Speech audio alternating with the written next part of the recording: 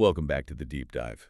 Whenever we talk about democracy, we tend to romanticize the visuals of it all. Oh, absolutely. We picture the I voted sticker, Yeah. the long lines on a Tuesday in November, or, that feeling of walking into the booth and pulling the curtain shut. It's ceremonial. It feels like a ritual. It does. But today, we are going to strip all that romance away. Yeah, we really are. We aren't talking about the booth today. We aren't talking about the candidates. We are going to talk about the machinery that grinds away in the background months before you ever even see a ballot. We are talking about the list. The list, A exactly. voter roll, which, let's be honest, is definitely the least sexy part of democracy. But it is arguably the most important.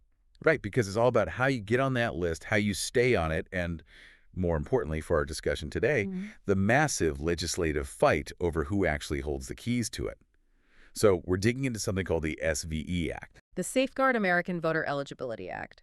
And to help us navigate through all the dense legal jargon, we are using a really sharp analysis today from Jory Pepper Communications. Yeah, it's a great breakdown. It came out just recently on February 18th, 2026, and it's titled A Solution in Search of a Problem. Which is, I guess, a bit of a spoiler alert on what their conclusion is. Definitely a spoiler. But the mission today isn't just to review the headline. We need to unpack the actual tension here. Because on one side, you have this banner of election security, locking the doors tight to protect the House. Right. And then on the other side, you have voter accessibility, making sure the people who actually live in the House can get out the door. That is the perfect way to frame it. And what I love about this Jory Pepper breakdown is that it ignores the cable news shouting match. It looks strictly at the logistics. Because bills like this, they live or die in the paperwork. It's all about forms, databases, and bureaucracy. So let's start with the elevator pitch for the SAVE Act. Because honestly, the branding is incredibly on point. Oh, for sure. Safeguard American voters' eligibility. It sounds like something you would bake an apple pie for. I mean, who doesn't want to safeguard eligibility? That is exactly the hook. The proponents of this act have a very clear, very simple argument. They say that our current system relies way too much on the honor system. Okay. Their stated goal is to ensure that only U.S. citizens are voting in federal elections. The argument is basically, we need to close the loopholes to make sure the public trusts the results. Right, but I have to play the skeptic immediately here. Isn't it already illegal for non-citizens to vote? Oh, absolutely. It is a federal crime. Right. If a non-citizen votes, they face prison time, heavy fines, and almost certain deportation. It is not a slap on the wrist. It's a life-ruining event. So the law already exists to stop this. The law exists, but the SAVE Act proponents argue that the mechanism for enforcing it is just too loose. They want to shift the entire philosophy of voter registration from trust but verify to verify before trust. Got it. But before we get into the how of that, I really want to look at the why. Because if we are going to overhaul the entire national registration system, which sounds insanely expensive and complicated, the House must be burning down, right? You would think so. What does the data actually say about non-citizens voting right now? Well, this is where the Jory Pepper analysis really pumps the brakes. They looked at data from two completely different ends of the political spectrum to see if there was some kind of consensus. Okay, that's a smart approach.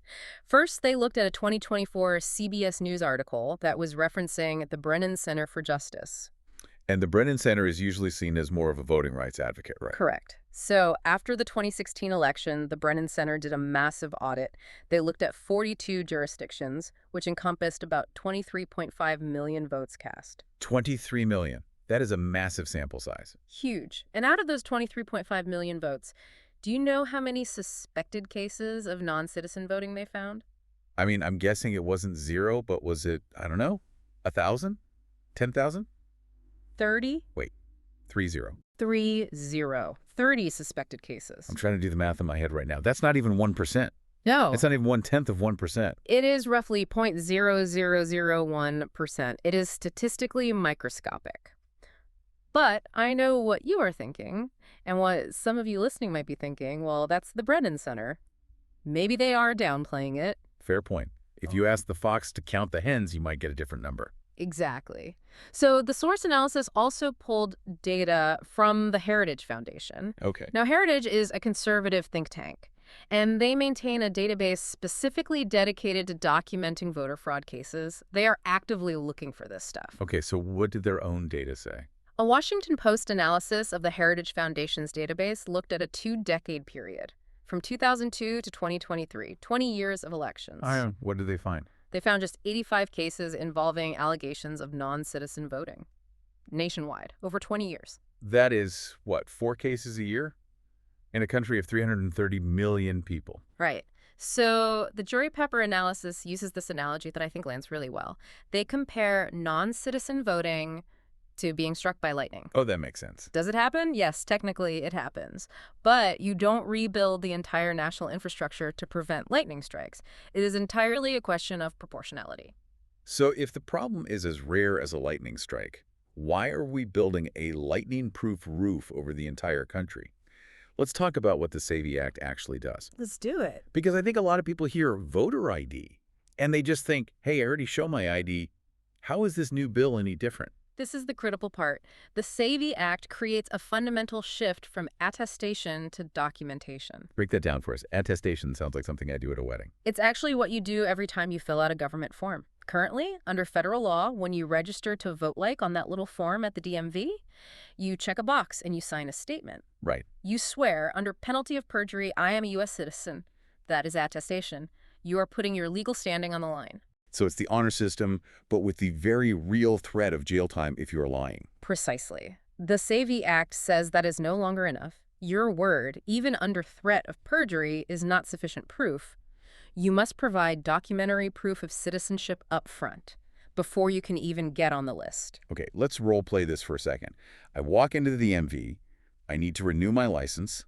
The clerk asks if I want to register to vote. Today I just say yes and sign the digital pad. Under the SAVE Act, what happens? Under SAVE, the clerk stops you and says, great, please show me your proof of citizenship. And no, your standard driver's license does not count. We will get to why in a minute. Okay.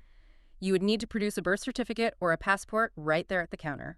Who on earth carries their birth certificate to the DMV? I keep mine in a fireproof box in the back of a closet under some winter sweaters. Most people do, or they just don't know where it is at all. And if you don't have it in your hand, the DMV cannot register you, period. That seems like a massive friction point. But what about mail-in registration? That's how I registered when I moved last time. It was super easy. Well, say goodbye to super easy. Under the SAVE Act, you can't just fill out the card and drop it in the mail. You have to include a photocopy of your proof of citizenship in the envelope. Photocopy. I don't even own a printer, let alone a copier. You and most of the digital generation. So if you can't copy it, the Act says you have to bring the documents in person to an election office to complete the registration. So it turns a simple drop in the mailbox task into a take a half day off work to drive to the county seat task. Exactly. And the analysis points out that for people who don't have these documents, maybe they were lost in a fire or they're elderly and never had a birth certificate properly issued, the backup process the states have to create is a bureaucratic nightmare. Oh, so It involves submitting other types of evidence, appearing before officials. It turns a 5-minute process into a potential legal adjudication. wow.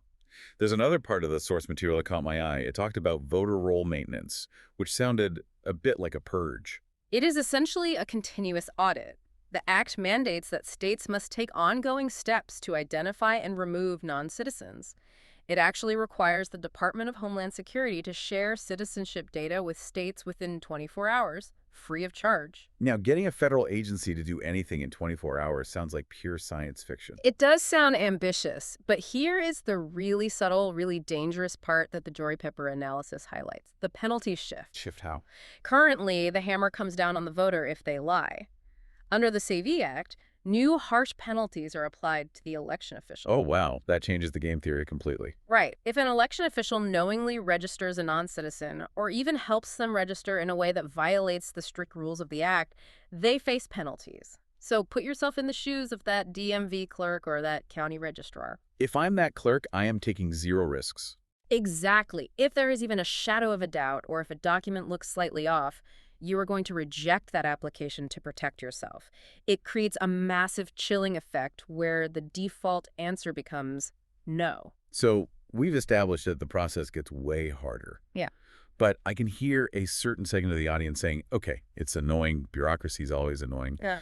But if you're a citizen, just show the passport. Yeah. What is the big deal? And this is where we get into the unintended consequences. Yeah. This is the part of the deep dive where the rubber really hits the road. You said, just show the passport. Right. It's the gold standard. According to the source, an estimated 53.1% of the U.S. population does not have a valid passport. More than half the country. More than half. And there's a delicious layer of irony here that the analysis points out. Passport ownership isn't distributed evenly.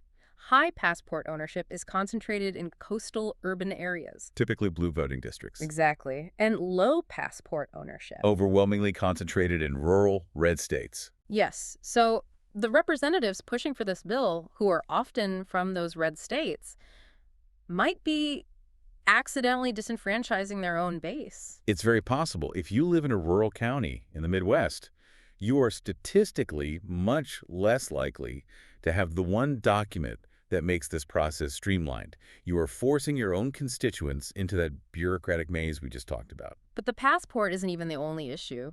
There was a statistic in here about marriage that honestly floored me. I had never connected these dots before. The marriage name change gap. Yes, this is a massive blind spot in the legislation. The source notes that 84% of married women in the U.S. change their names. Okay, so they take their spouse's last name. Standard practice. Right. Now think about the documentation chain. Under the Save Eve Act, you need to prove citizenship. Usually that is your birth certificate, what name is on your birth certificate. Your maiden name. And what name is on your driver's license, your voter registration, your bank account. Your married name. The names don't match. If you walk in with a birth certificate for Jane Doe, but you are trying to register as Jane Smith, strictly speaking, you haven't proved that Jane Smith is a citizen. You've proved Jane Doe is a citizen. So you need a bridge. You need the marriage certificate. Correct. But here is the kicker. The Save Eve Act does not explicitly list marriage certificates as a primary citizenship document because they aren't citizenship documents, they are marriage documents. It leaves a huge gray area. And remember those penalties on the officials we just talked about. If I'm a nervous clerk and you show me a birth certificate with one name and a license with another, and I'm worried about getting fined. You might just say, sorry, this doesn't match. I can't register you. We are talking about approximately 69 million women nationwide who could be caught in this limbo. 69 million. That is not a glitch. That is a demographic crisis waiting to happen. It feels like a marriage tax on voting time. It effectively is. If you are a man who hasn't changed his name, you show one piece of paper. If you are a woman who has, you might need 2 or 3 and a benevolent clerk. I want to address one more assumption because I think this is the most common one. I look at my driver's license and it has that little gold star in the corner. The REAL ID. Oh, yes. I stood in line for 4 hours to get that thing. I brought my utility bills. Yeah. Doesn't that prove I'm a citizen? This is the most dangerous misconception. The answer generally is no. Wait, really? I thought the whole point of REAL ID was that it was a super secure ID. It is secure, but it was designed for aviation security and entering federal buildings. The REAL ID Act of 2005 requires proof of legal presence, not necessarily citizenship. What's the difference there? Permanent residents, green card holders, are legally present. They can get REAL IDs, but they cannot vote. So if you are a citizen and you slap down your REAL ID with the gold star under the SAVE Act, that is not proof of citizenship. That is going to confuse millions of people. Are there any exceptions to that? A few. The source lists exactly 5 states: Michigan, Minnesota, New York, Vermont, and Washington. These states issue what are called enhanced driver's licenses that specifically flag citizenship. But if you don't live in those 5 states, that star on your card is useless for the SAVE Act. What about military IDs? Surely if you are serving in the armed forces, that's proof enough. You would think. But the source notes that even standard military IDs often do not display citizenship status directly on the card. So you could have a soldier in uniform who effectively can't register to vote without going home to find their birth certificate. This is really painting a picture of a maze. That is the exact word the Jory Pepper article uses. It describes the act as entangling tens of millions of eligible voters in a bureaucratic maze. It's not just one hurdle, it's a series of tripwires. No passport, find the birth certificate, name changed, find the marriage license, move states, get new copies. Exactly. And all of this infrastructure and friction is to stop those 4 illegal votes a year we talked about earlier. That is the cost-benefit analysis the source forces us to confront. We are talking about constructing a massive, expensive, time-consuming administrative state to solve a problem that, by all available data, is negligible. So let's say the worst happens. It's election day. I didn't know about the new law. I show up to the polls, I don't have my passport. Yeah. Am I just turned away completely? Not entirely. The SAVE Act does keep the provisional ballot. It's the safety net. You can vote provisionally. Okay, so my vote still counts. Eventually, maybe. See, right now, provisional ballots are usually counted unless there's a specific reason to reject them. Under SAVE, those ballots are only counted after you come back and verify your citizenship. Wait, I have to make a second trip. Yes. You have to go home, find the documents, and bring them back to the election office within a certain window. And if I'm working 2 jobs, or if I just forget? Then your vote is tossed. And think about the administrative backlog. Imagine a close election like Florida in 2000, where the margin is a few hundred votes. Oh, wow. But now, you have tens of thousands of provisional ballots sitting in limbo, waiting for people to return with paperwork. We wouldn't know the winner for weeks. Potentially months. Yeah. It adds a layer of post-election chaos and uncertainty that we really haven't seen before on this scale. It feels like we are moving the goalposts of democracy here. We used to prioritize making sure everyone eligible can vote. Now the priority seems to be making sure no one ineligible votes, even if it blocks some eligible people. That is the fundamental philosophical shift. It changes the default setting from accessibility to strict verification. And the big question the source poses is just, is that trade-off worth it? A solution in search of a problem. That's the conclusion. Before we wrap up, I want to leave you with a final thought to chew on. We've talked a lot about documents today, and it's easy to sit there and think, oh, I have that stuff somewhere, I'm organized. It's always somewhere. Right. So here is the challenge. If you had to prove your citizenship today, right now, without using your driver's license and without using a standard military ID, could you do it? Do you know exactly which drawer your birth certificate is in? Is it the original with the raised seal or just a photocopy you made 10 years ago? And if you are married, do you have the certificate that links your current name to that birth certificate? Can you put your hands on it in the next 10 minutes? Because under the SAVE Act, that scavenger hunt isn't just a hypothetical. It is the price of admission to democracy. It is a very sobering reality check, for sure. Thanks for diving deep with us today on the machinery of the ballot box. Keep exploring, and we'll catch you on the next one.